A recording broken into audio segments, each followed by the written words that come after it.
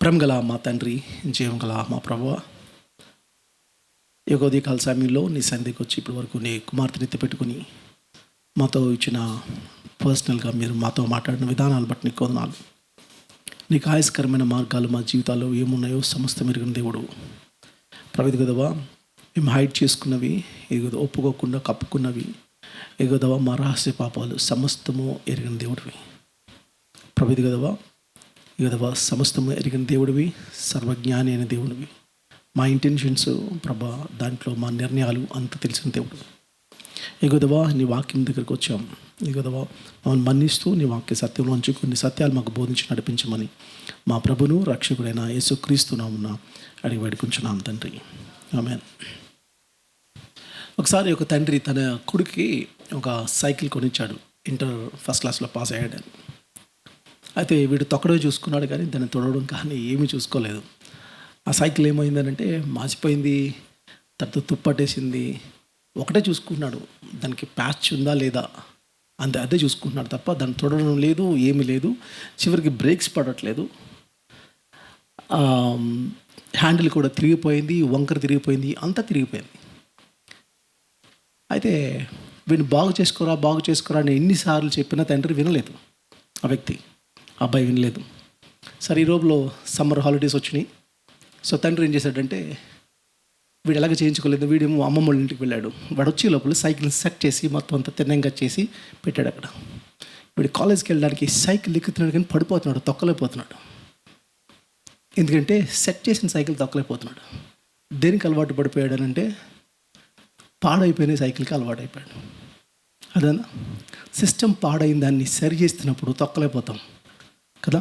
భూమిని తలకిందులు చేయడం అంటే అదే. భూమిని తలకిందులు చేయడం అనేది ఈరోజు వచ్చిన టాపిక్లో ఏముందంటే, భూమిని ఎందుకు తలకిందులు చేశారంటే, భూమి ఏమైనా తలకిందులు చేయలేదు. వీళ్ళు తలకిందులుగా ఉన్న భూమిని సరి చేస్తుంటే వాళ్ళకి తలకిందులుగా కనబడ్డది. కాబట్టి సిస్టమ్ని సరి చేయడానికి నువ్వు నుంచున్న ప్రతిసారి నీ మీద ఏముంటాయి అని అంటే అబండాలు వస్తూ ఉంటాయి. దేవుడు ఈ ప్రపంచాన్ని సృష్టించినప్పుడు ఎట్లాంటి ప్రపంచాన్ని సృష్టించాడు అని అంటే, అంత మంచిదైనట్టు చూచాడు, చాలా మంచిదైనట్టు చూచాడు. God saw everything was good. అదే మా మొదటి అధ్యాయంలో మీరు చూస్తే, ఆది కాలంలో చూస్తే నెంబర్ ఆఫ్ టైమ్స్ మీకు అది కనబడుతుంది. అలా మంచిదైనట్టు చూచిన దేవుడు ఏం చేశాడు అని అంటే, పాపం ఎంటర్ అయిన తర్వాత ఫాలన్ మ్యాన్ ఈవిల్ వరల్డ్కి వచ్చేసింది, పతనం అయిపోయింది. ఈవిల్ వరల్డ్కి వచ్చిన తర్వాత సిస్టమ్ పాడైపోయిన తర్వాత వరల్డ్ అప్ సైడ్ డౌన్ అయిపోయింది. అయితే దేవుడు అలా ఉండడానికి ఇష్టపడలేదు. ఈరోజు మీరు చూసిన బయట లేకపోతే ఫ్యాషన్, లేకపోతే విప్పుకొని తిరుగుతున్న స్టైల్లో ఆ రోజు లేదు. ఈరోజున్న ఫిల్దీ లాంగ్వేజ్ ఆ రోజు లేదు. ఈరోజు పొల్యూషన్ కలిగిన ప్రపంచం ఆ రోజు లేదు. పొల్యూషన్ లేదు కదా. ఈరోజు మీరు చూస్తున్నారు, యాసిడ్ రైన్స్ చూస్తున్నారు, లేదా ఓజోన్ లేయర్ పాడవడం కానీ చూస్తున్నారు. ఇలాంటివన్నీ ఆ రోజు లేవు. అంతా మంచిదైనట్టు చూసిన ప్రపంచం సడన్గా ఏమైందంటే అప్సైడ్ డౌన్ అయిపోయింది. ఏది మంచిగా లేదు. మన పిల్లలు మంచిగా లేరు, మన టీవీ ప్రోగ్రామ్స్ మంచిగా లేవు, మన ట్రాఫిక్ సిగ్నల్స్ మంచిగా లేవు, మనకు ఎన్వైరన్మెంట్ మంచిగా లేదు. సిస్టమ్ అంతా పాడైపోయిన సిస్టంలో మనం ఉన్నాం కదా. అన్ని సంబంధాలు పోగొట్టుకున్నాం. ఎందుకంటే సైకలాజికల్ రిలేషన్షిప్స్ దెబ్బతిన్నాయి. మనిషి తాను అంగీకరించుకోలేక దేవుడు రాగానే దాక్కోవడం, ఒప్పుకోకపోవడం, పక్కోళ్ళ మీద గెంటేయడం, సోషల్ సంబంధాలు కూడా దెబ్బతిన్నాయి, పక్కోళ్ళ మీద గెంటేయడం కదా. ఆ తర్వాత లాస్ట్ టైం మొన్న వెన్స్డే రాజమండ్రిలో బ్యామ్ అని ఒక మీట్ పెట్టాం, బిజినెస్ యాజ్ మెషిన్ అని. సో దాంట్లో సాత్వికని పిలిచి ట్రేడింగ్ కూడా నేర్పాం. ట్యూస్డే అంటే థర్స్డే నుంచి సాటర్డే వరకు ట్రేడింగ్ నేర్పుతా ఉన్నాడు అక్కడ కూర్చొని. సో అక్కడ ఉన్న వాళ్ళకి ట్రేడింగ్ నేర్పుతున్నప్పుడు శామ్యుల్ బాబు అంకుల్ ఒక మాట అన్నారు, అందరికీ ట్రేడింగ్ నేర్పొద్దు చెప్తున్నాడు. అంటే ఒక మాట అన్నాడు, ఎందుకంటే ఇది ఏదైనా తేడా వస్తే నువ్వు ఇచ్చిన ఈ స్త్రీ వల్ల నీ మీద బ్లేమ్ వేస్తారు.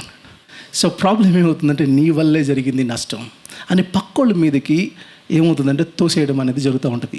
ఎప్పుడైతే దేవునితో సంబంధం పోయిందో, నాకు నేను యాక్సెప్ట్ చేసుకోలేను, సైకలాజికల్ ప్రాబ్లమ్స్ ప్రపంచంలో ఉన్నాయి, సోషల్ ప్రాబ్లమ్స్ ఉన్నాయి, వార్స్ ఉన్నాయి, ఇవన్నీ జరుగుతూ ఉన్నాయి. అంత మాత్రమే కాదు, ఎకాలజీ, నేచర్ కూడా పాడైపోయినా ఇలాంటి అప్ సైడ్ డౌన్లో నువ్వు ప్రపంచం చూస్తూ ఉన్నావు. ఇలాంటి ప్రపంచాన్ని దేవుడు ఇలా వదిలేయడానికి ఇష్టపడలేదు. దాన్ని ఏం చేస్తాడంటే రెస్టోర్ చేయడానికి చూస్తున్నాడు. అందుకని రోమపత్రిక 8వ అధ్యాయంలో ఏముందంటే, తన పిల్లలు పొందబోతున్న విమోచన కోసం సృష్టి కూడా మిగిలిన ఆశతో ఎదురు చూస్తుంది. అంటే ఎన్వైరన్మెంట్, ఎకాలజీ కూడా వెయిట్ చేస్తుంది రెడెంప్షన్ కోసం. మనిషి విమోచన కోసం ఎదురు చూస్తున్నాడు. దేవుడి ప్రపంచాన్ని విమోచించడానికి వస్తున్నాడు. మీరు అదే 19వ అధ్యాయం ప్రకటన గ్రంథంలో మీరు చూస్తే అదే కనబడుతూ ఉంటుంది. దేవుడు తన మహిమతో మళ్ళీ ప్రపంచానికి రాబోతున్నాడు. మళ్ళీ తిరిగి పూర్వం కలిగిన మహిమను మళ్ళీ ఇస్తూ ఉంటాడు. ఈవెన్ ప్రకటన గ్రంథం 5వ అధ్యాయంలో కూడా మీద కనబడుతుంది. అదేంటంటే దేవుడు మళ్ళీ ఇది భూమిని స్థిరపరుస్తాడు, సరిచేస్తాడు. ఆయన రాజ్యాన్ని స్థిరత్వంగా చేస్తాడు, స్థిరపరుస్తాడు. ఈవెన్ కీర్తనలో కూడా 2వ అధ్యాయంలో మాట ఉంది. 6-8 వచనాలు చూస్తే, నేను నా పరిశుద్ధ పర్వతమైన సియోను మీదను రాజునుగా ఆసీనుడిగా చేసి ఉన్నాను. కట్టడను నేను విచారించదును, యెహోవా నాకు ఎలాగో సెలవిచ్చును, నీవు నా కుమారుడు, నేను నిన్ను కని ఉన్నాను. నన్ను అడుగుము, జనములను నీకు స్వాస్థ్యంగాను బూదిగా దిగంతముల వరకు సొత్తుగా ఇచ్చేదను.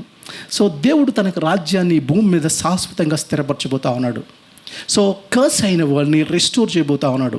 ఫైనల్గా దేవుడు ఈ ప్రపంచం ఎలాంటి రాజ్యం కోసం అయితే ప్రపంచం కలగంటుందో, టీవీ నైన్ కలగంటుందో, మెరుగైన రాజ్యం అని, మెరుగైన సమాజం కోసం కలగంటుందో, అలాంటి మెరుగైన సమాజాన్ని ఇస్తడానికి దేవుడు ఇస్తున్న ప్రామిస్ ఏంటంటే, మనము నూతన ఆకాశం కోసం, నూతన భూమి కోసం ఎదురు చూస్తున్నాం. దాంట్లో నీతి ఎల్లప్పుడూ నివసిస్తుంది అనే మాట పేతురు రాసిన పత్రిక 3వ అధ్యాయం 15వ వచనంలో మాట్లాడుతున్నాడు. 3:13 అంటున్నాడు. మనం ఎదురు చూస్తూ ఉన్నాం. ఒక ప్రపంచం రాబోతుంది, నూతన ఆకాశము, నూతన భూమి, దాంట్లో నీతి ఎల్లప్పుడూ నివసిస్తుంది. దేవుడు రెస్టోర్ చేస్తున్నాడు ఈ ప్రపంచాన్ని అనే విషయం చాలా క్లియర్గా మనకు అర్థమవుతుంది. ఈ లోపల దేవుడు ఏం చేస్తాడు? ఐడియల్గా కూర్చుంటాడా? కూర్చోడు. ఈ లోపల దేవుడు ఐడియల్గా కూర్చోడు. ఏం చేస్తాడంటే, దేవుడు తన బిడ్డలను ఎన్నుకున్నాడు, నన్ను రక్షించుకున్నాడు, విమోచించుకున్నాడు. ఆయన ఏం చేశాడు అని అంటే, నన్ను ఈ పాడైపోయిన ప్రపంచాన్ని బాగు చేయడానికి ఈ ప్రపంచంలో పెట్టాడు, సరి చేయడానికి, సెట్ చేయడానికి. సో మీరు ప్రపంచానికి వెలుగుగా ఉండాలి, ఉప్పుగా ఉండాలి. ఒక రకంగా చెప్పాలంటే, మీరు వెలుగుని ఉప్పుని స్టార్ట్ చేసినప్పుడు వెలుగుగా ఉండడానికి, అంటే చీకట్లో ఉన్న ప్రపంచం అది ఎలాంటి చీకట్లో ఉందో మనకు తెలుసు. అన్ని రకాల మంది, పొలిటికల్ డార్క్నెస్ ఉంది, ఎకనామికల్ డార్క్నెస్ ఉంది, అలాంటి డిఫరెంట్ డార్క్నెస్లో ఉంటే ఇంటెలెక్చువల్ డార్క్నెస్ ఉంది. ఇలాంటి డార్క్నెస్లోంచి లైట్ని క్రియేట్ చేయడానికి మీరు లోకానికి వెలుగు అన్నాడు. అలాగే ఉప్పుతో పోల్చాడు. కారణం ఏంటంటే, ఉప్పు రిఫ్రిజిరేటర్స్ లేని టైంలో ఒకడు ఏం చేస్తారనంటే, ఒక డెడ్ బాడీకి ఏం చేసేవారంటే, పాతకాలంలో ఒక ఉప్పుని తీసుకొని ఇటు కట్టేవారు, పొట్ట చుట్టూ కట్టేవారు. దాని అర్థం ఏంటంటే, దాని అర్థం ఏంటి అని అంటే, పాడవకుండా చేస్తుంది, ఉప్పు పాడవకుండా చేస్తుంది. సో సిస్టమ్ పాడైపోయినప్పుడు పాడవకుండా చేయవలసిన బాధ్యత ఎవరికి ఉంది అని అంటే, క్రిస్టియన్కి, మనకే దేవుడు అప్పచెప్పాడు.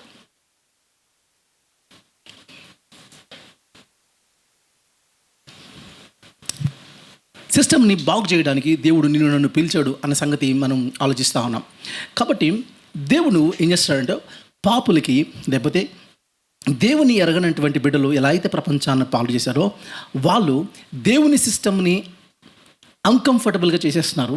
కాబట్టి నన్ను వాళ్ళ సిస్టమ్ని అన్కంఫర్టబుల్గా, కంఫర్ట్ లేకుండా చేయడానికి దేవుడు నన్ను పిలిచాడు. ఒక రకంగా చెప్పాలంటే, మనం ఇక్కడ కూర్చొని ఒక స్పైలాగా కూర్చొని ఏం చేస్తున్నామంటే, ఆ సిస్టమ్నికి, ఆ అంధకార సంబంధమైన లోకానికి వ్యతిరేకంగా కొన్ని విషయాలు నేర్చుకొని, కొన్ని జీవితాలు సరి చేసుకొని బయటకున్న ప్రపంచాన్ని వెలిగివ్వడానికి దేవుడు మనల్ని పిలిచాడు.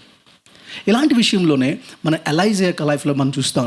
ఎలైజా యొక్క లైఫ్లో ఆహాబ్ యొక్క టైంలో, ఆహాబ్ అనే కింగ్, మీరు కింగ్స్ యొక్క మీరు చదువుతుంటే, ఆహాబ్ యొక్క మోస్ట్ ఈవిల్ కింగ్ ఎవరు? ఇజ్రాయెల్ కింగే. ఆహాబ్ యొక్క కింగ్డమ్కి, సిస్టమ్కి వ్యతిరేకంగా తను పనిచేశాడు ఆహాబ్. సో ఆహాబ్ ఏమన్నాడు తెలుసా? ఆహాబుని ఏమన్నాడు తెలుసా? ఇశ్రాయేలుని శ్రమ పెట్టేవాడు నువ్వే కదా అన్నాడట. ఎవరు బాగు చేస్తున్నారు సిస్టమ్ని? ఎవడు పాడు చేస్తున్నాడు? సిస్టమ్ని పాడు చేస్తున్న వాడిని సరి చేస్తుంటే అన్న మాట ఏంటంటే, నువ్వు ఇశ్రాయేలుని బాధ పెడుతున్నావు, నువ్వు బాధ పెట్టేవాడు నువ్వే కదా. ఇదే మాట. ఈవెన్ ఇదే మాట ఇర్మియా గ్రంథంలో కూడా ఉంది. 38వ అధ్యాయంలో సిద్కియా గురించి మాట్లాడుతూ ఉంటాడు. అక్కడ కూడా తన సిస్టమ్ని ఎట్లా బాగు చేయడానికి, ఈవెన్ ఆమోస్లో కూడా, ఆమోసు గ్రంథంలో కూడా ఆమోసుని కూడా ఇదే మాట అంటాడు. ఏమంటే, ఆమోసు అమజ్యా గురించి మాట్లాడుతున్నప్పుడు, లేదా అమజ్యా తను ఎక్కడంటే ఇలా ఉంది చూడండి. ఆమోసు గ్రంథం 7వ అధ్యాయం 10-11 వచనాలు, 12 వచనాలు చదువుతాను. బేతేల్లో యాజకుడన్న అమజ్యా ఇశ్రాయేల్ రాజైన యెరోబోమునకు వర్తమానం పంపి, ఇశ్రాయేల్ మధ్య ఆమోసు నీ మీద కుట్ర చేస్తున్నాడని చెప్పాడు. సో దానికి ఆమోసు ఏం చేశాడంటే, గద్దించాడు. ఆ మాటలు గద్దిస్తే అమజ్యా ఆమోస్తో ఇట్లా అంటున్నాడు. ఏమన్నా తెలుసా? దీర్ఘదర్శి తప్పించుకొని యోధా దేశంకి పారిపో, అచ్చటనే బత్తిము సంపాదించుకుని అచ్చటే నీ వార్త ప్రకటించుకో, అక్కడికి వెళ్ళి వార్త ప్రకటించుకో, అక్కడికి వెళ్ళి మాట్లాడు, ఇక్కడ చెప్పక మాకు ఈ కవర్లు. నువ్వు అక్కడికి వెళ్ళి నీ ప్రసంగాలు ఏమైనా అక్కడ ఉపయోగపడతాయేమో చేసు. ఒక రకంగా చెప్పాలంటే ఆమోసు అమజ్యా యొక్క ప్రపంచాన్ని అప్సైడ్ డౌన్ చేస్తున్నాడు, సిస్టమ్ని అప్సైడ్ డౌన్ చూస్తూ ఉంటాడు. సో ఇలా మీరు ప్రవక్తల యొక్క గ్రంథాలు మీరు చూస్తుంటే పాడైపోయిన సిస్టమ్ని కట్టడం అనే కాన్సెప్ట్ మీకు కనబడదు. ఎలైజా గురించి కానీ, లేదా ఎలీషా గురించి కానీ, ఇర్మియా గురించి కానీ చేసిన ఆమోస్ గ్రంథం చూసినా మీకు ఇదే కనబడుతుంటుంది. అలాగే పౌలు ఇప్పుడు ఏం చేస్తున్నాడంటే వెళ్ళి తను ఎక్కడికైతే వెళ్తున్నాడో అక్కడ సిస్టమ్ని సరి చేయడానికి ట్రై చేసినప్పుడు ప్రజలు రెచ్చిపోతున్నారు. ఎందుకు ఏంటంటే మా ట్రెడిషన్ని, మా కల్చర్ని నువ్వు పాడు చేస్తున్నావు, ఇది మా సనాతన భక్తి అని మాట్లాడుతున్న సిస్టమ్కి ఎగెయిన్స్ట్గా నుంచుని అక్కడ వాయిస్ రేస్ చేస్తున్నారు. ఒక డిస్టర్బెన్స్ కలుగు చేస్తూ ఉన్నాడు. గ్రీక్స్ రెస్పాండ్ అవుతున్నారు, యూదులు రెస్పాండ్ అవుతున్నారు, అన్ని జనులు రెస్పాండ్ అవుతున్నారు, సమరైటన్స్ రెస్పాండ్ అవుతున్నారు. కొంతమంది పాజిటివ్గా రెస్పాండ్ అవుతుంటే దాన్ని నెగిటివ్గా రెస్పాండ్ అవుతూ ఇలా మాట్లాడుతున్నారు. అదే పౌల్ని అన్న మాట ఏంటి తెలుసా? అపోస్తలుల కార్యాలు 24వ అధ్యాయం తర్వాత మనం చూస్తాం 5వ వచనంలో ఇలా అన్నాడు, ఈ మనుషుడు పీడ వంటి వాడు. వీడొక పీడ నాకు. ఎవరు? పౌలు అన్న మాట. వీడు పీడ వంటి వాడు, భూలోకముందున్న సకలమైన మనుషుల్ని కలహాలు రేపుతున్నాడు, మతభేదముకు నాయకుడై ఉన్నాడు. ఎవరికి? పాల్కున్న మాటలు ఇవి. పాల్కి ఇచ్చిన టైటిల్స్ ఏంటంటే సిస్టమ్ని సరి చేస్తున్న వాడికి ఉన్న టైటిల్ ఏంటంటే మతభేదాలు రచ్చగొడుతున్నాడు, అదో కలహాలు రేపుతున్నాడు, వీడొక పీడ. వీడిని చంపేస్తే ఏమవుతుందంటే వాయిస్ రైస్ చేసేవాడు ఉండడు, కాబట్టి వీడిని చంపేయాలి అని చేసుకున్న విషయాలు మనం చూస్తూ ఉంటాం. ఒకసారి ఒక బ్రాహ్మిన్ ఫ్యామిలీలో చాలా ఇయర్స్ బ్యాక్ జరిగింది ఇది. ఇండియాలోనే ఒక బ్రాహ్మిన్ ఫ్యామిలీలో అబ్బాయి ఒక అమ్మాయిని ఇష్టపడ్డాడు. ఇద్దరు బ్రాహ్మిన్సే కాబట్టి పెద్ద ఇష్యూ అవ్వలేదు పేరెంట్స్ మధ్యన. పెళ్ళి ఒప్పుకున్నారు, పెళ్ళి జరిగింది, కొంతకాలం బాగానే జరిగింది. బాబు పుట్టాడు. బాబు పుట్టిన తర్వాత మిడ్ నైట్ వైఫ్ అడుగుతుంది తన హస్బెండ్ని, నాకు ఇక్కడ ఇంత సెన్స్ తెలియట్లేదు అన్నది. అక్కడ చూస్తే సెన్స్ తెలియట్లేదు. మార్నింగ్ డాక్టర్ దగ్గరికి వెళ్ళారు, చూపిస్తే తనకు తెలిసిన విషయం ఏంటంటే తనకి కుష్ఠరోగి అని తెలిసింది. అంతే, భర్త దూరం పెట్టేశాడు తన భార్యని. దూరం పెట్టి ఎట్లా పెట్టేశారంటే పిల్లలతో కలవట్లేదు, సో అత్త మామలు కలవట్లేదు, ఈవెన్ సొంత తల్లిదండ్రులు కూడా కలవట్లేదు. ఇలా చేసి అమ్మాయిని జాగ్రత్తగా తీసుకెళ్ళి ఒక గదిలో పెట్టేశారు. భోజనం మాత్రం తీసుకెళ్ళి అక్కడ పెట్టున్నారు. ఇలా అయిపోయింది. ఒక ఇంటిలోనే ఒక రూమ్లోకి ఒక ప్రిజన్లా ఉండిపోయింది అమ్మాయి. ఒక ప్రిజన్లా ఉండిపోయిన అమ్మాయికి భోజనం ఏదో జైల్లో పెడుతున్నట్టే భోజనం పెడుతున్నారు. ఆ తినేసింది, ఆ టైంకి మళ్ళీ వస్తుంది. ఇదే పరిస్థితి. లోన్లీ అయిపోయింది, ఒంటరి అయిపోయింది. ఇలా కొన్ని సంవత్సరాలు వెళ్తున్న టైంలో వాళ్ళ తల్లిదండ్రులు భర్తతో చెప్తున్న మాట ఏంటంటే, నువ్వు తన వల్ల నీకు ఉపయోగం లేదు, తన్ని చంపేద్దాం, విషమించి చంపేద్దాం. ఒక రకంగా చెప్పాలంటే వాళ్ళు మాట్లాడుకున్న మాటలు ఏంటంటే, ఈ విషయం ఏంటి అనంటే మన మతాచారం ప్రకారం, మన బ్రాహ్మణ మతాచారం ప్రకారం విషమించడం వల్ల, చంపేయడం వల్ల ఆ అమ్మాయి వచ్చే జన్మలో మంచిగా జీవిస్తుంది. కుష్ఠరోగం విమోచించట్లే, కుష్ఠరోగం చంపేస్తే వచ్చే జన్మలో ఇంకొక జన్మ ఎత్తుతుంది. ఆ జన్మలో మంచిగా సృష్టించడం వల్ల మనం చంపేయడం అనేది మంచిది అని వీళ్ళు నిర్ణయించుకొని మాట్లాడుకుంటున్న టైంలో తన భర్త తమ్ముడు వదిన మీద జాలిపడి తను తీసుకున్న నిర్ణయం అంటే సీక్రెట్గా తెలియకుండా తన వదిన దగ్గరికి వెళ్ళి వీళ్ళు ఎక్కడికో బయటికి వెళ్తే తలుపు తీసేసి అర్జెంటుగా పారిపోయి వదిన అని చెప్పి హెల్ప్ చేసి వదిన తీసుకెళ్ళి ఏమీ తెలియనట్టు ఒక చోటకి తీసుకెళ్ళి ఒక చోట పెట్టేశాడు. అది ఎక్కడంటే ఒక మిషనరీ ఉన్న ప్లేస్లో ఆ అమ్మాయిని పెట్టాడు. వీళ్ళైతే కేర్ తీసుకుంటారు అని పెట్టారు. ఆ అమ్మాయి ఇప్పుడు ఒక లెపర్, ఒక మిషనరీ, ఒక బ్రాహ్మణ్ లెపర్, ఒక క్రిస్టియన్ మిషనరీ సంస్థలో తను జీవిస్తున్న టైంలో ఈ లోపల పారిపోయింది ఈ అమ్మాయి. ఎక్కడికో వెళ్ళిపోయిందని తమ్ముడిని అడిగారు. నాకు తెలియదు అని తను అబద్ధం ఆడాడు. కానీ మధ్యలో మరిది మాత్రం వచ్చి అప్పుడప్పుడు తన వదిని కలుసుకుంటా ఉన్నాడు. ఈ లోపల అక్కడ జరుగుతుందంటే ఆ మిషనరీ ఫ్యామిలీస్ ఎవరైతే ఉన్నాయో వాళ్ళ ఇంట్లో భోజనానికి ఫారినర్స్ అందరూ కూర్చున్నారు. ఈవెన్ కొంతమంది కూర్చున్నారు, ఫారినర్స్ కూర్చుని వాళ్ళ ఫ్యామిలీతో కూర్చున్నప్పుడు ఈ అమ్మాయిని అన్నారు, వడ్డించరా నువ్వు కూడా కూర్చొని చేరేశారు. అమ్మాయికి అర్థం కాలేదు. నా సొంత తల్లిదండ్రులు, నా సొంత భర్త నేను లెప్పర్నని చెప్పి నన్ను పక్కకు గంటి రూపంలో పెడితే నన్ను తీసుకొచ్చి తను లెపర్ అని కాకుండా నన్ను తీసుకొచ్చి వాళ్ళ కుటుంబ సభ్యులతో తీసి భోజనం పెడుతున్నారు డైనింగ్ టేబుల్లో అని రియలైజ్ అయితే ఆమె లెపర్ అంది. నేను లెపర్ని అని అంటే ఆయన అన్నమాట అంటే లెపర్ నీకు ఫీవర్ వస్తే ఫీవర్ అని అన్నావు, నేను నీకు ఒక జబ్బు వచ్చింది, ఒక వ్యాధి వచ్చింది, అది లెపసీ అనేది వచ్చింది. అంత మాత్రం నువ్వు లెప్పరు కాదు, నువ్వు మనిషివి, నువ్వు దేవుని పోలికు అని చెప్పడం స్టార్ట్ చేశారు తన కుటుంబం. చేస్తే తను నెమ్మదిగా దేవుని పట్ల ఆసక్తి కలిగింది. నన్నుగా యాక్సెప్ట్ చేసి ఒక ఫ్యామిలీ, నన్నుగా యాక్సెప్ట్ చేసిన ఒక లేకపోతే కమ్యూనిటీ ఫామ్ అయ్యిందని వాళ్ళు అమ్మాయి రెస్పాండ్ అవుతుంది. మధ్యలో మరిది వచ్చి కలుస్తూ ఉన్నాడు అప్పుడప్పుడు. కానీ ఆ మరిదికి వచ్చినప్పుడు మరిదికి తనకి విభేదం జరుగుతుంది. అతనేమో ఈ అమ్మాయి క్రిస్టియన్ ఫెయిత్ని, క్రైస్తవ విశ్వాసం గురించి చెప్తా ఉంది. మరిదికి ఇష్టం లేకపోతే మరిదితో ఒక మాట ఉంది, మరి నీ మతం ఏం చేసింది, నీ మతం ఏం చేసింది, నన్ను చంపేయడానికి ట్రై చేసింది, ఇదిగో నన్ను వీళ్ళు పట్టించుకున్నారు, నువ్వు సీక్రెట్గా ఇప్పుడు కూడా నువ్వు మీట్ అవుతున్నావు, నేను ఇంట్లో చెప్పలేకపోతున్నావు, కానీ వీళ్ళు ధైర్యంగా మాట్లాడగలుగుతున్నారు, ధైర్యంగా నన్ను చేస్తున్నారు అని ఈ అమ్మాయి చూస్తూ ఉంది. సో ఈ అమ్మాయి మధ్యలో మిషనరీస్తో పాటు బయటికి అవుట్ రీచ్ ప్రోగ్రామ్కి వెళ్తుంది. అలాగే ఒకరోజు అవుట్ రీచ్ ప్రోగ్రామ్కి ఒక చోటుకు వెళ్ళింది. ఆ అవుట్ రీచ్ ప్రోగ్రామ్కి వెళ్ళిన ఒక ప్లేస్లో ఆ నైట్ మిషనరీస్ వచ్చి ప్రకటించారు. ఆయన డాక్టర్ ప్రకటించి వచ్చి కారులో తన పిల్లల ఎదురుతో పడుకున్నాడు. ఆ నైట్ దారాసింగ్ వచ్చి వాళ్ళిద్దరిని చంపేశాడు. గ్రామ్స్టైన్స్ని, తన పిల్లలిద్దరిని చంపేశాడు నిప్పంటించి. ఏం చేస్తున్నాడని దారాసింగ్ చంపేశాడు గ్రామ్స్టైన్స్ని. ఆ మార్నింగ్ పెద్ద ఇండియాలో సంచలనమైంది. 1999లో పెద్ద సంచలనం అయిపోయినప్పుడు ఒక క్రిస్టియన్ మిషనరీ అది దారుణంగా చంపేస్తున్నారు ఈ మీడియా అంతా వచ్చినప్పుడు సడన్గా ఈ అమ్మాయి చచ్చిపోయింది అనుకున్న అమ్మాయి సడన్గా మీడియాలోకి కనబడ్డది. ఇప్పుడు మళ్ళీ అమ్మాయి దగ్గరికి వచ్చి ఇంటర్వ్యూ చేయడం స్టార్ట్ చేశారు. ఎక్కడున్నావు ఇప్పటి వరకు? ఆ అమ్మాయి చెప్పిన మాట, ఈ మిషనరీ నా మతం నన్ను చంపేద్దామని చేసినప్పుడు ఈ మిషనరీ నన్ను బాగు చేశాడు. మీరు ఈ మిషనరీని చంపేశారు, ఈరోజు తన బిడ్డలను చంపేశారు. సిస్టమ్ని మీరు సరి చేయడానికి ట్రై చేసినప్పుడు, ఒక లెపర్ని ఎడ్యుకేట్ చేయాలనుకున్నప్పుడు, ఒక పేదవాడికి చదువు చెప్పాలనుకున్నప్పుడు, అది సరి చేస్తున్నప్పుడు సిస్టమ్ ఎట్లా తయారవుతుందంటే ఎలాంటి వాళ్ళ మీద కక్ష పెట్టుకొని ఏం చేస్తుందనంటే ఇదిగో నన్ను చంపేయాలని చూడడం. పైగా ఉన్న మాట అంటే భూమిని తలకిందులు చేయవారు, మళ్ళీ మతాన్ని రెచ్చగొడుతున్న వాళ్ళు, మత మార్పిడి చేస్తున్న వాళ్ళు అని మనకి పేర్లు మళ్ళీ కదా. ఇది కదా బయట ఉన్న ప్రపంచం. పౌలు ఇదే పరిస్థితిలో మనం ఉన్నాడు. సో ఈ 17వ అధ్యాయం మొదటి నుంచి 15 వచనాలు మీరు చూస్తే ఈ 15th వర్సెస్లో మీకేం కనబడుతుందనంటే కొన్ని మాటలు మేము చూస్తూ ఉన్నాను. నాకు బాగా అనిపించిన కొన్ని మాటలు ఏంటంటే, ఒకటి పాల్ యొక్క కరేజ్ ఏంటో నాకు అర్థమవుతుంది.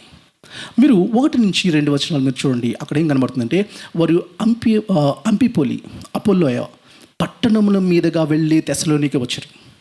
అక్కడ యూదుల సమాజ మందిరం ఒకటి ఉండను కనుక పౌలు తన వాడికి చెప్పిన సమాజం యొక్క వారి యొద్దకు వెళ్ళి అన్నాడు. మళ్ళీ 10వ వచనంలో అంటాడు, వెంటనే సహోదరులు రాత్రి వేళ పౌలును సీలను బెరయకు పంపిరి, వారు వచ్చి యూదుల సమాజ మందిరంలో ప్రవేశించరు. ఈ మాట అర్థం ఏంటి అని అంటే, పౌలు అంటే ఈ ప్రపంచాన్ని నువ్వు ఇన్ఫ్లుయెన్స్ చేయాలి అనుకుంటే ఫస్ట్ నువ్వు కరేజ్ ఉండాలి. నీ లైఫ్లో కరేజ్ లేకుండా ఈ ప్రపంచాన్ని నువ్వేం మాత్రం ఇన్ఫ్లుయెన్స్ చేయలేవు. అందుకని 2 తిమోతికి పౌలు రాస్తూ, అంటే తిమోతికి రాసిన రెండోసారి రాస్తూ 2వ పత్రికలో అంటాడు 1వ అధ్యాయం 7వ వచనం, అతడు రోమకు వచ్చినప్పుడు నా సంఖ్యలను గురించి సిగ్గుపడక శ్రద్ధగా నన్ను వెతికి కనుగొని అనేక పర్యములు ఆదరించను. నేను సంఖ్యలతో ఉన్నాను జైల్లో. దేని గురించి? సువార్త ప్రకటించినందుకు, ప్రభు గురించి చెప్పినందుకు నన్ను తీసుకెళ్ళి జైల్లో వేశారు. కరేజ్ అండ్ ద బోల్డ్నెస్ చూడండి. సో నేను అక్కడ కూర్చుని మీ అందరికీ అంటున్న మాట ఏంటంటే, నీకు కరేజ్ ఉందా? ట్రయల్స్ అండ్ పర్సిక్యూషన్స్ అనేవి, నీకు ఉన్న ఇబ్బందులు కానీ నీకు పర్సిక్యూషన్ అనేది ఏం చేస్తుంది అని అంటే నీ మినిస్ట్రీని ఇంకా ముందుకు తీసుకెళ్తుంది. అందుకని అపోస్తల కార్యాలు 20వ అధ్యాయంలో చూస్తే 22 నుంచి 24 వచ్చినట్లా ఉంది. ఇదిగో నేను ఇప్పుడు ఆత్మయందు బంధింపబడువాడినై యెరూషలేముకు వెళ్ళుచున్నాను. అక్కడ నాకు ఏమి సంభవించినో తెలియదు, కానీ నేను యెరూషలేము వెళ్తున్నాను, నాకు ఏం సంభవిస్తుందో మీకు తెలియదు చెప్తున్నాడు. లెటర్ రాస్తున్నాడు, తెలియదు కానీ బంధకములను శ్రమలు నా కొరకు కాచుకుని ఉన్నాయి. పరిశుద్ధాత్మ ప్రతి పట్టణంలో నాకు సాక్ష్యం ఇచ్చున్నాడని తెలిసినాడు. అయితే దేవుని కృపా సువార్తను గురించి సాక్ష్యం ఇచ్చుట యందు నా పరుగును నేను ప్రభువు అయిన యేసు వలన పొందిన పరిచయను తుదముట్టింపవలన నా ప్రాణము నాకెంత మాత్రము ప్రీతిమైనదిగా ఎంచుకొనట్లేదు. అసలు నా ప్రాణాన్ని లక్ష్య పెట్టట్లేదు, అసలు నా ప్రాణాన్ని ప్రీతికరంగా చూడట్లేదు. ఇంకా చెప్పాలంటే ఏమంటే నేను పరిగెడతా ఉన్నాను. అక్కడ ఏం జరుగుతుందో నాకు తెలియదు.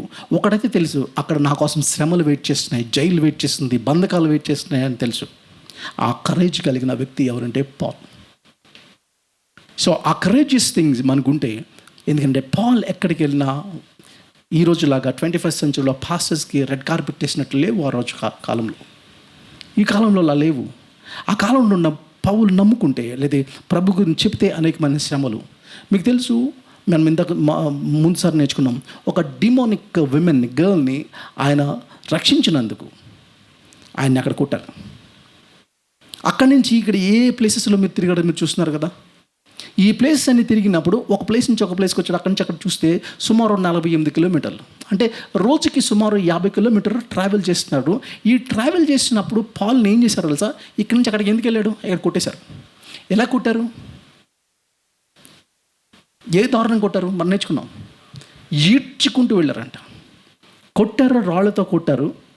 రక్తపు మడుగులో ఉన్నాడు. ఈడ్చుకుంటూ చచ్చిపోయాడని ఊరు చివరి వరకు ఈడ్చుకొని దుంబిగా వచ్చి మాబ్ అటాక్ జరిగింది. చచ్చిపోయాడని వెళ్ళిపోయారు. ఒక రాయి గది కొట్టింది. ఇంత రాయలు కొట్టినవాడు పొద్దున్నే లేచి మళ్ళీ పక్క ఉన్న బెరియాకి వెళ్ళిపోయాడు. లాస్ట్ వీక్ అంతా నేర్చుకున్నాం మనం కదా. ఇప్పుడు ప్రతి చోట కొట్టారు. అక్కడి నుంచి మళ్ళీ ఏం చేశాడు? 50 కిలోమీటర్లు ట్రావెల్ చేసి ఇంకో ఊరు వెళ్ళేవాడు. ఈ దెబ్బలతోనే, ఈ గాయాలతోనే. ఈ దెబ్బలు, ఈ గాయాలతో ఒక వ్యక్తి ప్రయాణం చేయడం యొక్క కరేజ్ ఏంటి? పైగా చెప్తున్నాడు, నా ముందు నేను పరిగెడుతున్నాను, నాకు గోల్ ఉంది, ఒక విజన్ ఉంది, దానికోసం నేను పరిగెడతా ఉన్నాను, దానికోసమే నేను చేస్తున్నాను. 3 రోజుల్లో 150 కిలోమీటర్లు తిరగడం అంటే కారు లేవు, బస్సు లేదు, కాలినడకన అవసరమైతే గాడిదల మీద, గుర్రాల మీద వెళ్ళవలసింది. ఆ పెయిన్, ఒకవేళ మీరు గుర్రం మీద వెళ్ళినా గాయాలు ఇంకా పెయిన్ వస్తాయి, అలసిపోతాం కదా. బస్సుల్లో తిరిగి అలసిపోతున్నాం కదా మనం కదా. అలాంటి గాయాలతో తన యొక్క ప్యాషన్ మీకు అర్థమవుతుందా? తన యొక్క ప్యాషన్, తన యొక్క కరేజ్ ఏంటో మనకు అర్థమవుతుందా? అందుకని పాల్ ఇలాగే చేసుకుంటూ వచ్చాడు. పైగా తన ఉన్నమాడంటే తన ఆచారం చెప్పున ఎవ్రీడే ఆచారం చెప్పున ఇలాంటి టైంలో తను ఇక్కడ ప్రార్థన, తన జీవితాన్ని ఎక్కడ మిస్ చేసుకోలేదు. కానీ ఎక్కడికి వెళ్తే అక్కడ మిస్ ట్రీట్మెంట్ జరుగుతూ ఉంది. ఎవరు తనను గౌరవించలేదు. కానీ ప్యాషన్ ఫర్ ద పీపుల్, ప్రజల ఎడల బాధ్యత కలిగిన వాడు, భారం కలిగిన వాడు మనం చూస్తూ ఉంటాం. మీరు 13:6లో చూస్తే, అపోస్తలుల కార్యాలు 13:6లో చూస్తే అక్కడ బర్ యేసు అనే ఒక అతన్ని తిడతాడు, అక్కడ సరి చేస్తాడు. అక్కడ నుంచి 13వ అధ్యాయం 45కి వస్తే అక్కడ ఏం చేస్తుంటే, యూదుల సమాజ మందిరం చూచి మత్సరంతో నిండి కూడా దూషించుచు పౌలు చెప్పిన వాటికి అడ్డంగా చెప్పారు. పౌలుకి అడ్డంగా చేశారు.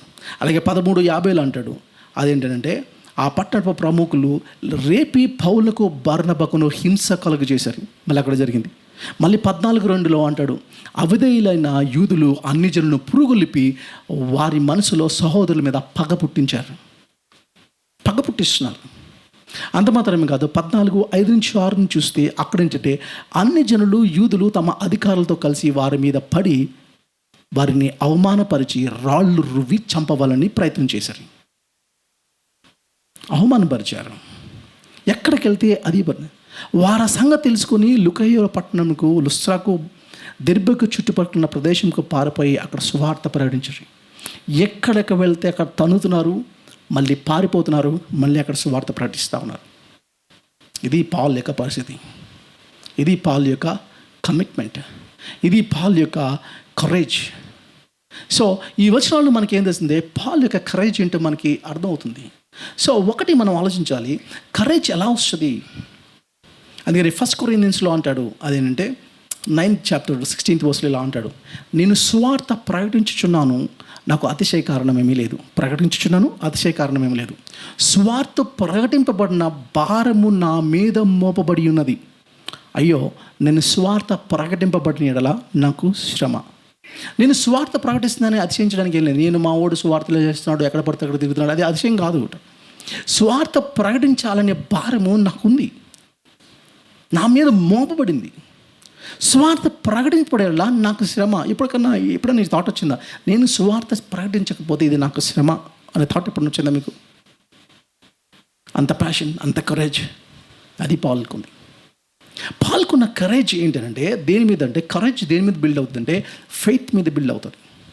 ఫెయిత్ మీదే బిల్డ్ అవుతుంది. ఫెయిత్ మీదే కరేజ్ అనేది బిల్డ్ అవుతుంది అనే సంగతి మనం జ్ఞాపకం చేసుకోవాలి. అందుకని 27 దావీదు కీర్తనలు అంటాడు, మొదటి 3 వచనాల్లో ఈ మాటలు మనకు అర్థమవుతుంటాయి. యెహోవా నాకు వెలుగును రక్షణ ఉన్నాడు, నేను ఎవరికి భయపడతాను? దేవుడే నాకు వెలుగు రక్షకునైతే నేను ఎవరికి భయపడతాను? యెహోవా నా ప్రాణ దొరకము, ఎవరికి వెరుతును? ప్రవీణ్తో నేను ట్రావెల్ చేసినప్పుడు ఆ 2 వీక్స్ ముందు ట్రావెల్ చేసినప్పుడు నేను అడిగాను ఏమనంటే, ఒక్కళ్ళే ట్రావెల్ చేయడం ఎందుకు, ఒక్కళ్ళే ట్రావెల్ చేసిన థ్రెట్ ఉంది కదా అని అంటే అన్నమాట ఏంటంటే, దేవుడు అనుమతించింది ఏం జరగదు బ్రదర్, అవే అన్నాడు. ఇదే మాట శామ్యుల్ బాబా అంకుల్ అడిగితే ఆయన ఒక మాట అన్నాడట. శామ్యుల్ బాబా అంకుల్ చెప్తున్నారు అంటే, నాతో పాటు ఎవరైనా తీసుకెళ్తే వాళ్ళకి రిస్క్లు పడతాయి జీవితాలు, నా బట్టి ఇంకొకళ్ళు బాధపడకూడదు, నేను ఒక్కనే ట్రావెల్ చేస్తాను. ఒకవేళ ఆ రోజు కానీ ఆయనతో పాటు ఇంకొకరు ట్రావెల్ చేసి ఉంటే వాళ్ళని కూడా చంపేసేవారు. అదే కదా జరుగుతుంది. సో నా వల్ల ఇంకొకరు రిస్క్ అవ్వకూడదు, దాని మీద ఒక ప్యాషన్ కలిగిన ఒక వ్యక్తిని మనం చూస్తూ ఉన్నాం. స్వార్థ ప్రకటించబడలేదు. యెహోవా నాకు రక్షణ ఉన్నాడు, నేను ఎవరికి భయపడతాను? నా శరీర మాంసాలు తినుటకై దుష్టులు నా మీదకి వచ్చినప్పుడు, నన్ను బాధించే శత్రువులు నా మీదకి వచ్చినప్పుడు, వారి తొట్టుల్ని కూలిరి నాతో యుద్ధము చేయటకు దండు దిగినను, నా హృదయం భయపడదు, నేను దీంట్లో ధైర్యము విడగొందును. ఎవరంట మాటలు ఇవి? డేవిడ్ అంటున్న మాటలు, దావీదు అంటున్నాడు. అబ్షాలోము తరుముతుంటుంటే అక్కడున్న మాటలు, నా మీద యుద్ధం వస్తుంది, నన్ను తినేయడానికి, నా శరీరం తినేయడానికి, నన్ను చంపేయడానికి చూస్తుంటే నేను భయపడను. ఎఫెసీ పత్రిక 6వ అధ్యాయం 10వ వచనంలో ఇదే మాట అంటాడు. కరేజ్ గురించి మాట్లాడుతుంటూ, తుదకు ప్రభు యొక్క మహాశక్తిని బట్టి ఆయన యందు బలవంతులయ్యుండుడి. మా ప్రభు యొక్క మహాశక్తిని బట్టి ఆయన యందు బలవంతులయ్యుండుడి. 2 తిమోతిలో అంటాడు, 2nd చాప్టర్ 10th verseలో అంటాడు, ఏర్పరిచిన వారు నిత్యమైన మహిమతో కూడా క్రీస్తు యేసునందులే రక్షణ పొందవల్లని నేను వారి కొరకు సమస్తము ఓర్చుకుంటున్నాను. నేను ఓర్చుకుంటున్నాను ఎందుకో తెలుసా? నాకు ఉన్న కోపాలు అన్నీ ఉన్నాయి, కానీ ఓర్చుకుంటున్నాను. ఐఎమ్ బేర్ చేస్తున్నాను. 31వ వచనంలో అంటాడు, 23లో కీర్తనలో అంటాడు, యెహోవా భక్తులారా మీరందరూ ఆయన ప్రేమించుడి, యెహోవా విశ్వాసులను కాపాడును, గర్వంగా ప్రవర్తించే వారికి ఆయన గొప్ప ప్రతీకారం చేయను. సో ల్యాక్ ఆఫ్ కరేజ్ ఏమవుతుంది అని అంటే, నేను ధైర్యంగా దేవుని కోసం నిలబడలేను. దేవుని కోసం నిలబడాలంటే ఫస్ట్ థింగ్ అదేంటంటే కరేజ్ ఉండాలి. ఆ కరేజ్ ఎక్కడి నుంచి వస్తుందంటే, దేవుని యందు నేను విశ్వాసం ఉండడం వల్ల. అందుకని అంటాం బిలీఫ్ నుంచే బిహేవియర్ వస్తుంది. ఇందాక సిస్టర్ మాట్లాడుతున్నప్పుడు ఏమన్నారంటే, మనం అంటే దేవుడు అంటే బిలీఫ్ నుంచి బిహేవియర్ అన్నప్పుడు అంటే మన రహస్య పాపాలు దేవునికి తెలుసు, మనం ఏం చేసామో ప్రతిదీ ఆయనకు తెలుసు. ఆయన దాచిపెట్టడానికి, మరుగు చేయడానికి ఏమీ లేదు. దేవుడు సర్వవ్యాప్తి అన్నప్పుడు దేవుడు అన్ని చోట్ల ఉంటాడు అనేది నీ బిహేవియర్ అయితే, బిలీఫ్ అయితే, నీ బిహేవియర్ ఏంటనంటే, ఎక్కడ కూడా నేను పాపం చేసినప్పుడు కూడా ఆయన సన్నిధిలో నేను పాపం చేస్తాను, అది నా బిహేవియర్. అదేం చేస్తుందంటే బిలీఫ్ నుంచి బిహేవియర్ వస్తుంది. దేవుడు ఇలాంటి వాడు అనే విషయం నాకు అర్థమైనప్పుడు ఆ ఫెయిత్లోంచి కరేజ్ అనేది వస్తుంది. ఆయన ఎలాంటి వాడు, ఎలాంటి పరిస్థితులను ఆదుకుంటాడు. సో కరేజ్ ఎక్కడి నుంచి వస్తుందంటే, number 1 it comes from the faith. రెండోది courage results from the purity. అదేనంటే కన్ఫెసింగ్ సిన్. డేవిడ్ పాపం చేసిన తర్వాత దేవుని దగ్గరకు వచ్చి తను ఒప్పుకోవడం మనకేంటో చూస్తూ ఉన్నాం. సో 7వ అధ్యాయం 1 నుంచి 5 వచనాలు ఇట్లా ఉంది. కీర్తనలో ఏముందంటే, యెహోవా నా దేవా, నేను శరణుజొచ్చున్నాను, నన్ను తరుము వారి చేతుల నుంచి నన్ను తప్పించుము, నన్ను తప్పించేవాడు ఎవడూ లేకపోయాను, వారు సింహం వల్లే ముక్కలుగా చీల్చివేయునట్లు నన్ను తప్పించుము. యెహోవా నా దేవా, నేను ఈ కార్యములు చేసిన ఎడల, నా చేత పాపము జరిగిన ఎడల, నాతో సమాధానంగా నుండి వారికి నేను కీడు చేసిన ఎడల, శత్రువు నన్ను తరిమి పట్టుకొని నిమ్ము, నా ప్రాణము నేలకు అణగ్రొక్కు నిమ్ము, అతిశయాస్పదంగా మంటిపాలు చేయ నిమిత్తము నిర్నిమిత్తముగా నన్ను బాధింపు వారిని నేను సంరక్షించుతుంది కదా. దుష్టులు చెడుతనము మాన్పు నీతి గల వారిని స్థిరపరిచి యథార్థ హృదయాలను రక్షించుదేవా, కేడుమును మోయవాడినై ఉన్నాడు. అంటే తను ఏం మాట్లాడుతున్నాడు అంటే, డేవిడ్ చెప్తున్న మాట ఏంటి అంటే, నేను తను చేసిన ప్రతి తప్పును తను కన్ఫెస్ చేయలేనిది ఏది లేదు. తన జీవితంలో ఏ పొరపాటు చేశాడో అది తీసుకొచ్చి తన దేవుని దగ్గర ప్రతి దాన్ని సెట్ చేసుకున్నాడు. దేవుడు దాన్ని యాక్సెప్ట్ చేశాడు. కాబట్టి కరేజ్ ఎక్కడి నుంచి వస్తుంది అంటే, ఒకటి ఫెయిత్, రెండోది ప్యూరిటీ ఆఫ్ లైఫ్. సో తప్పు చేసినప్పుడు దాన్ని సరి చేసుకుంటూ వెళ్ళినప్పుడు ఈ 2 కాన్సెప్ట్స్ నుంచి కరేజ్ వస్తుంది. నెంబర్ 1 పాల్ ఎలాంటివంటే ఇస్ కరేజియస్. అంత మాత్రమే కాదు, ఇక్కడ ఏం చూస్తున్నామంటే content. Number 2 we're talking about the content. మీరు కింద చూస్తే అక్కడున్న మాట ఏంటంటే, 2వ అధ్యాయం 2వ వచనం 3వ వచనం, అపోస్తలుల కార్యాలు 17:2-3 వచనాల్లో చూస్తే, క్రీస్తు సమబడి మృతుల్లో నుండి లేచుట అవశ్యమని నేను మీకు ప్రచారం చేస్తూ యేసు క్రీస్తు అయి ఉన్నాడని లేఖములోంచి దృష్టాంతములను విప్పి చెప్పుచు వారితో 3 విశ్రాంతి దినములు తర్కించుచుండాను. 11వ వచనంలో, వీరు తెసలోనికలో ఉన్న వారి కంటే గనులై ఉండిరి కనుక ఆసక్తితో వాక్యం అంగీకరించి పౌలును శీలను చెప్పిన సంగతులు అలాగున్నావో లేవో అని ప్రతి దినమును లేఖ నుండి పరిశోధించు వచ్చి. మీరు ఆలోచించండి, అనుదినము ప్రతి దినము లేఖనాన్ని పరిశోధించారు. సో కంటెంట్ ఉంటుంది. అంటే నేనేమంటానంటే కరేజ్ ఉంటుంది. కంటెంట్ లేకపోతే, నీకు కరేజ్ ఉంది, ధైర్యంగా చెప్పేయగలవు, కానీ కంటెంట్ లేదు. అప్పుడు ఏమవుతుంది? అబద్ధ బోధలు స్టార్ట్ అవుతుంది. అంతే కదా? అది ఇంకా తీవ్ర నష్టం. అది నీ కంటెంట్ లేకుండా నువ్వు ధైర్యంగా మాట్లాడేసి ఆ ధైర్యంగా మాట్లాడేది ఏదో సరిగ్గా మాట్లాడకపోతే టీవీలో డిబేట్సే అవుతాయి కదా. కాబట్టి నెంబర్ 1 కంటెంట్ అదండి కరేజ్ అయితే, నెంబర్ 2 ఇక్కడ మాట్లాడుతుంది కంటెంట్ గురించి మాట్లాడుతూ ఉన్నాడు. అంటే ప్రాపర్ కంటెంట్ ఉండాలి. అంటే యేసు క్రీస్తు అని లేఖనాన్ని పరిశోధించి దృష్టాంతములు వెత్తి వాళ్ళతో తర్కించాడు, వాళ్ళతో మాట్లాడాడు, బోల్డ్గా మాట్లాడాడు. ఇది మాట్లాడుతూ ఉన్నాడు, తర్కించాడు. అక్కడున్న మాట అంటే ఇంగ్లీష్లో ఉన్న మాట ఏంటంటే రీజన్డ్ అన్నాడు. రెండోది ఎగ్జామిన్డ్ అని 2 మాటలు ఉపయోగించాడు. రీజన్డ్ అంటే అర్థం ఏంటంటే డిస్కస్ చేస్తూ ఉన్నాడు. యేసు తిరిగి లేచాడు అనే విషయం డిస్కస్ చేశాడు, రీజన్ చేశాడు. సో నేను అడుగుతున్నాను, అదంటే నువ్వు అలా కంటెంట్ కలిగినప్పుడు మాత్రమే ప్రపంచాన్ని అప్సైడ్ డౌన్ చేయగలవు. నువ్వు కరేజ్ ఉండాలి, కంటెంట్ ఉండాలి. ఇలాంటి వ్యక్తులు మాత్రమే ప్రపంచాన్ని అప్సైడ్ డౌన్ చేస్తారు. ప్రపంచాన్ని, భూమిని తలకిందులుగా చేయవారు ఇదిగో ఇక్కడ ఉన్నారు అని అంటే ఇక్కడ ఉన్నారని చెప్పగలరా?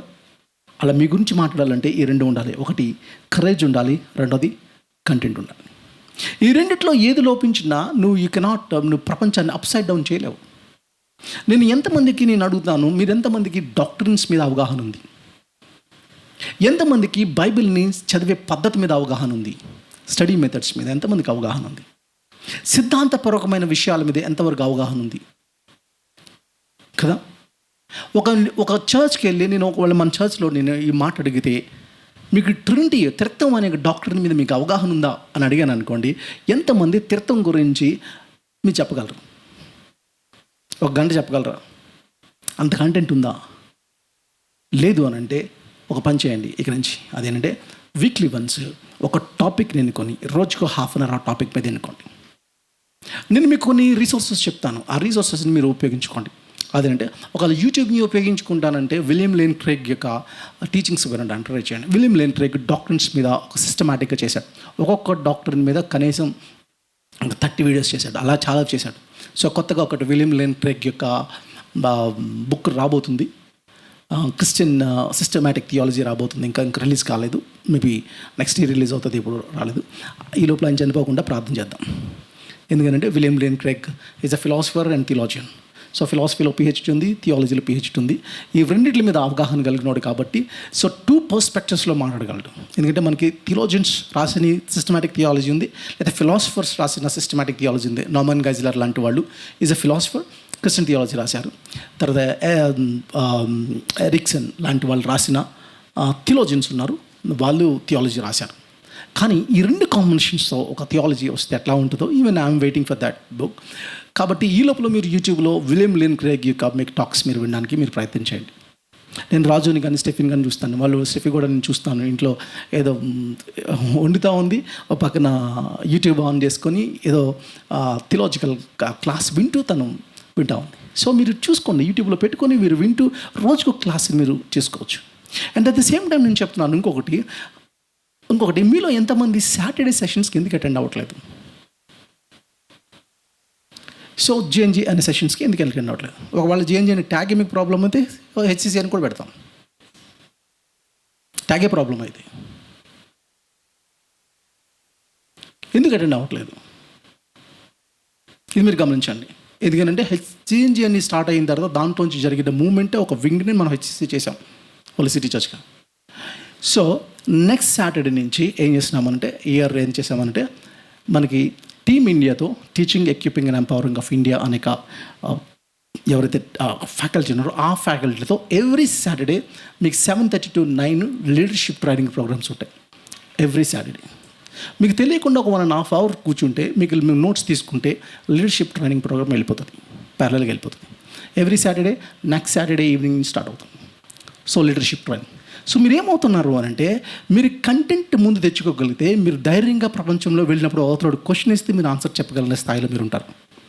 ఇది చాలా ప్రాముఖ్యమైన విషయం.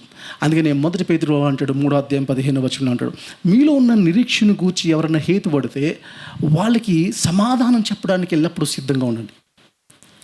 మీ ఫెయిత్ గురించి క్వశ్చన్ వేస్తారు మీ కలీగ్స్, మీ ఫ్రెండ్స్, మీ నైబర్స్, మీ ఇంట్లో వాళ్ళు వేస్తారు. వాళ్ళకి మీరేం చెప్తారు ఆన్సర్? సో కంటెంట్ లేకపోతే నేను ఆన్సర్ ఇవ్వలేము కదా. దేవుడు మంచోడైతే చెడు ఎందుకు ఉంది ప్రపంచంలో? క్వశ్చన్ ఉంది. ఏం ఆన్సర్ చెప్తారు మీరు? దేవుడు ఉన్నాడనే ఆధారం ఏంటి? ఏం చెప్తారు? బైబిల్ నిజంగానే నమ్మదగిందనా? ఏం చెప్తారు మీరు ఆన్సర్? లేదా బైబిల్కి ఏమైనా ఎవిడెన్సెస్ ఉన్నాయా? లేదా మనుషులు కల్పిత కాదా? ఇలాంటి బోర్డు ఉన్నాయి. దాంట్లో మనం ఏమైనా ఎక్విప్ అయ్యామా? పాల్లో ఎక్విప్ అయ్యాడు కాబట్టే హీ బికెమ్ ఎ ఫారిసీ. గమానియేలు పాదాల దగ్గర కష్టపడి చదువుకున్నవాడు, అలాంటి వాడు ఇప్పుడు ప్రపంచంతో తర్కించడానికి ఎందుకు వెళ్ళాడో తెలుసా? ఎందుకు డిస్కషన్స్లో కూర్చున్నాడో తెలుసా? బికాస్ కంటెంట్ కలిగిన వాడు, కంటెంట్ అండ్ కరేజ్ కలిగిన వాడే ప్రపంచాన్ని అప్ సైడ్ డౌన్ చేస్తాడు. ఇవి 2 విషయాలు మనం జ్ఞాపకం చేసుకోండి. సో అంత మాత్రమే కాదు, ఈవెన్ అక్కడ మాట్లాడుతుంటాడు బెరియన్ క్రిస్టియన్స్ గురించి మాట్లాడుతున్నాడు, బెరియాలో ఉన్న క్రైస్తవుల గురించి మాట్లాడుతున్నాడు. ఈ బెరియాలో ఉన్న క్రైస్తవులు ఎలాంటి వాళ్ళో చెప్తా ఉన్నాడు 17th chapter. అదేంటి ఎలాంటి వాళ్ళు అంటే, వీళ్ళు తెస్సలోనికీయుల కంటే గొప్ప వాళ్ళు అంటే వీళ్ళు ఏం చేశారంటే, పౌలు ప్రసంగం చెప్తుంటుంటే, అంటే మనకు ఎవరు నోట్స్ రాసుకుంటలేదు అనుకోండి, వాళ్ళు చాలా చర్చలు రాసుకుంటారు కదా నోట్స్లు. So notes రాసుకుంటారట. నోట్స్ రాసుకున్న తర్వాత నెక్స్ట్ వీక్ నోట్స్లను ప్యాడ్స్ కూడా ఇస్తాం, ఎందుకంటే అక్కడ రాజమండ్రిలో ప్యాడ్స్ అండ్ నోట్స్ ఇస్తున్నారు చర్చ్లో, పెన్ విత్ పెన్. ఇప్పుడు నెక్స్ట్ మండే నుంచి గుర్తుపెట్టుకున్నాను, మనం నోట్స్లు ప్రిపేర్ చేద్దాం. నెక్స్ట్ సండేకి అందరికి ఇద్దాం నోట్స్ అండ్ విత్ పెన్ ఇద్దాం. సో నోట్స్ రాసుకున్న తర్వాత బైబిల్ అండర్లైన్ చేసుకున్న తర్వాత గుడ్డిగా నమ్మలేదంట. ఇంటికి వెళ్ళిన తర్వాత పౌలు చెప్తున్న సంగతులు లేఖనాలకు అనుకూలంగా ఉన్నాయో లేదో పరిశోధించి నమ్మారంట. పౌలు చెప్పాడు అని నమ్మలేదు, ఆలెఫ్ చెప్పాడని నమ్మేయడం కాదు, దినకరం గారు చెప్పాడని నమ్మేయడం కాదు, సతీష్ కుమార్ గారు చెప్పారని నమ్మేయడం కాదు, పాపులర్ స్పీకర్ చెప్పాడని నమ్మేయడం కాదు. అవి చెప్పిన వాక్యాలు లేఖనంగా అనుకూలంగా ఉన్నాయా లేదో పరిశోధించి తెలుసుకోవడం అనేది నేటి క్రైస్తవులకు లేదు. కాబట్టే అబద్ధ బోధకులు వచ్చేసినాయి. ఎవరు ఏది చెప్తే అది గుడ్డిగా నమ్మేయడం. సో లేఖనాన్ని పరిశోధించి నమ్మడం. పౌలు అంతలోనే పక్కన పెట్టారు వాళ్ళు. కానీ పౌలు చెప్తుంది లేఖనాలకు అనుకూలంగా లేదో చేసే ఇది ఉందా అంటే లేఖనాల మీద అవగాహన. అట్ ద సేమ్ టైం అక్కడ ఉన్న మాట అంటే ప్రతిరోజు చేశారట. ఇది ప్రతిదినం, ఎవ్రీడే, వీక్లీ వన్స్ కాదు, సాటర్డే సండే కాదు, ఎవ్రీడే, ప్రతిదినాన్ని వాళ్ళ లేఖనాన్ని పరిశోధించడం అనేది. మీరు లేఖనాన్ని పరిశోధించడానికి మీరు రోజుకి మీరు ఒక 20 minutes, హాఫ్ అన్ అవర్ పెట్టుకోండి. ఒక హాఫ్ అన్ అవర్ మీకు బిజీ షెడ్యూల్లో హైదరాబాద్లో ఉన్న మీకు ట్రావెలింగ్లోనే సగం వెళ్ళిపోతుంది కదా.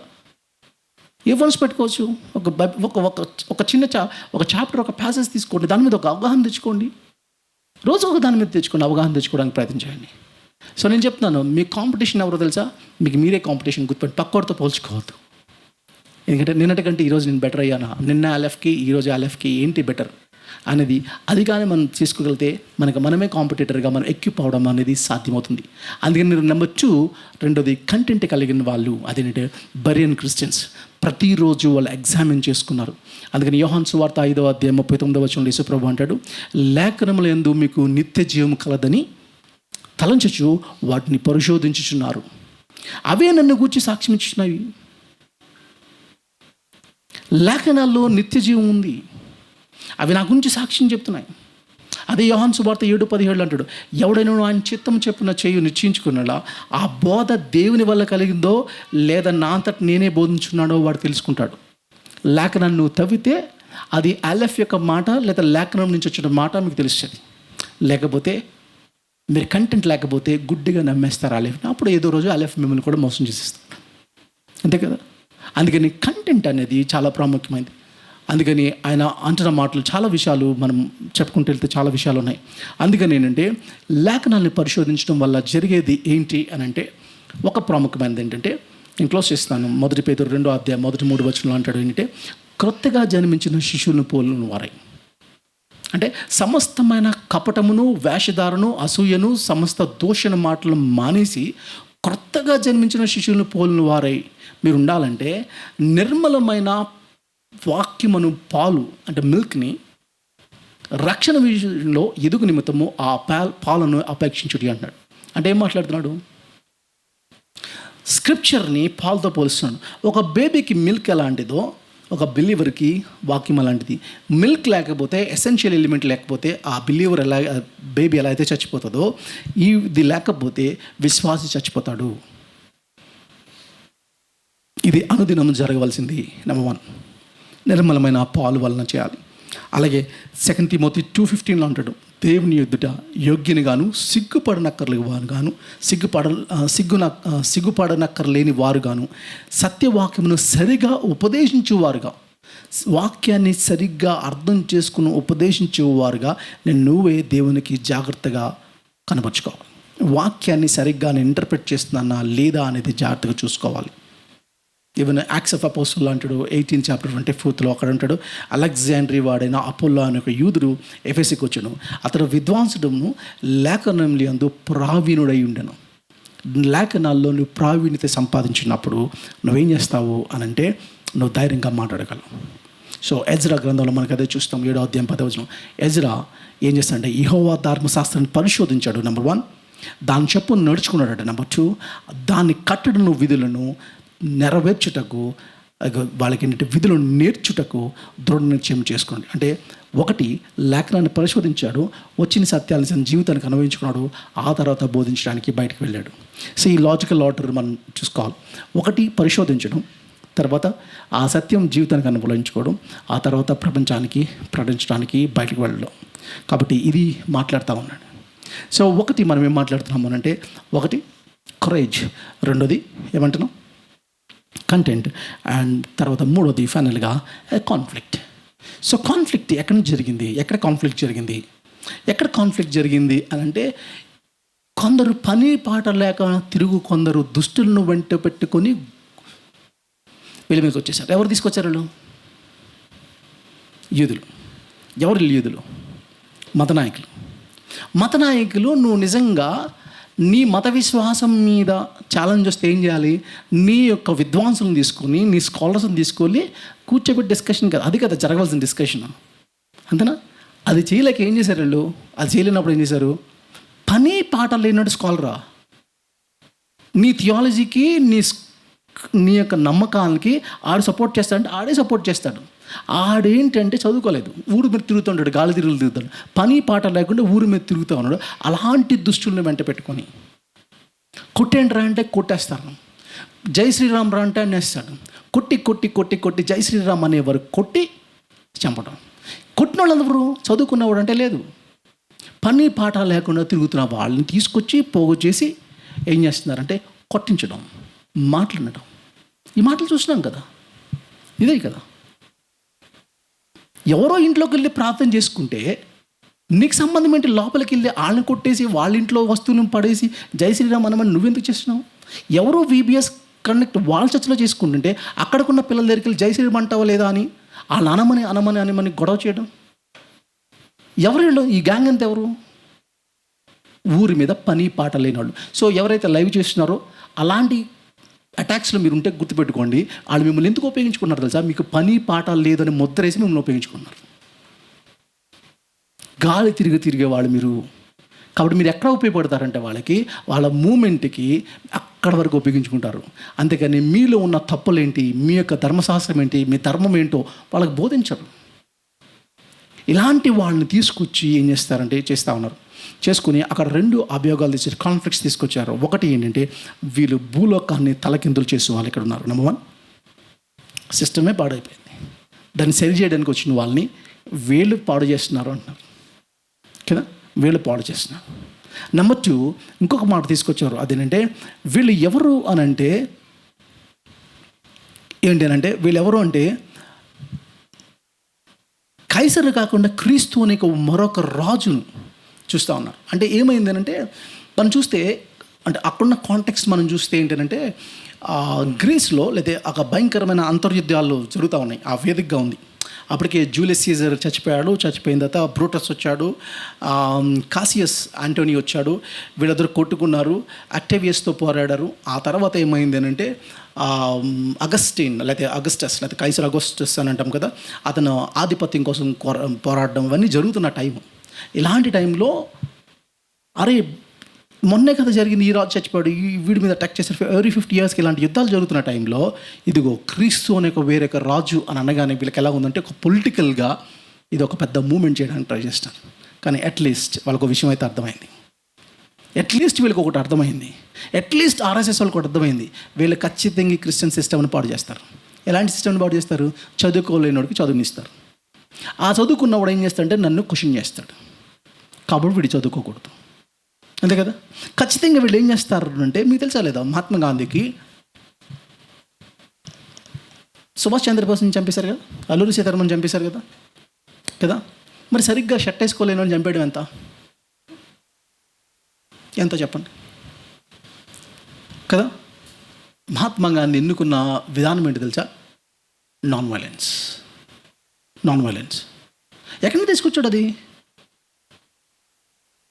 మీ కథల నుంచి అయితే బాణాలు తీసుకుని రావాలి. అదే అల్లూరి సీతారామన్ చేశాడు. మరి దాన్ని చంపేశారే. ఓ రకంగా చెప్పాలంటే వాళ్ళు నమ్ముతున్న సిద్ధాంతాలను బేస్ చేసుకొని వాళ్ళ బ్లాక్మెయిల్ చేయడం స్టార్ట్ చేశాడు. Non violence. అరే మీరు అక్కడి నుంచి వచ్చిన వాళ్ళు కదా, మీ మిషనరీస్ అక్కడి నుంచి వచ్చిన వాళ్ళు కదా. సో ఏ సిద్ధాంతాన్ని తీసుకుంటాం వల్ల బతికాడు మహాత్మా గాంధీ? ఏ సిద్ధాంతం వల్ల ఈరోజు యాజిటేషన్ మూమెంట్ స్టార్ట్ అయ్యింది? Non violence. ఎక్కడి నుంచి వచ్చింది దీనికి కారణం? దీనికి బేస్ ఎక్కడ దొరికింది కదా. మీరు ఎవరు నమ్ముతున్నారు అని అంటే, ఇదిగో మేము ఇది కాదు, క్రీస్తు అనే వేరొక రాజు. అట్లీస్ట్ వీళ్ళకి పాయింట్ అర్థమైంది. ఆర్ఎస్ఎస్కి ఏంటంటే వీళ్ళు ఈ సిస్టమ్కి వీళ్ళు లోబడరు, వీళ్ళ విలువలు వేరు. అట్లీస్ట్ వాళ్ళకి అర్థమైనట్టు మన క్రిస్టియన్స్కి అర్థం కాలేదేమో అనిపిస్తుంది కొన్నిసార్లు. ఈరోజు నా క్రిస్టియన్స్కి నీ గురించి వాళ్ళు ఎందుకు భయపడుతున్నారు? నువ్వు భయపడేలాగా నీ బిహేవియర్ ఉందా?